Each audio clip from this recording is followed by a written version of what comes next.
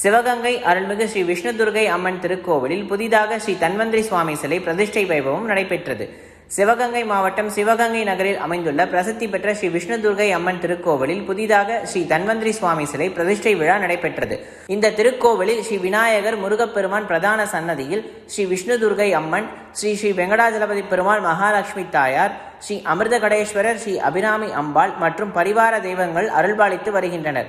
மேலும் இந்த திருக்கோவிலில் ஸ்ரீ தன்வந்திரி சுவாமிக்கென தனி சன்னதி அமைப்பதற்காக சயன திருக்கோலத்தில் அருள்பாலிக்கும் மகாவிஷ்ணு சிலையானது சுதை சிற்பமாகவும், தன்வந்திரி சுவாமிக்கு சிலையும் பிரதிஷ்டையானது நடைபெற்றது. முன்னதாக கோவில் மண்டபத்தில் யாக குண்டங்கள் அமைத்து புனித நீர் நிரப்பப்பட்ட கலசங்கள் வைத்து கணபதி பூஜையுடன் யாகசாலை பூஜைகள் துவங்கியது. அதனைத் தொடர்ந்து பல்வேறு ஹோமங்கள் நடைபெற்று கலசத்திற்கு தீப ஆராதனையும் சோடச உபச்சாரங்களும் நடத்தப்பட்டது. உதிரி புஷ்பங்கள் கொண்டு அர்ச்சனையும் செய்தனர். அதனைத் தொடர்ந்து மங்கள வாத்தியங்களுடன் கடம் புறப்பாடு நடைபெற்று கோவில் உள்பிராகாரம் வலம் வந்து தன்வந்திரி விமானத்திற்கு வேத மந்திரங்கள் முழங்க கலசத்தில் உள்ள புனித நீரால் அபிஷேகம் செய்து தீபாராதனையும் காண்பிக்கப்பட்டது.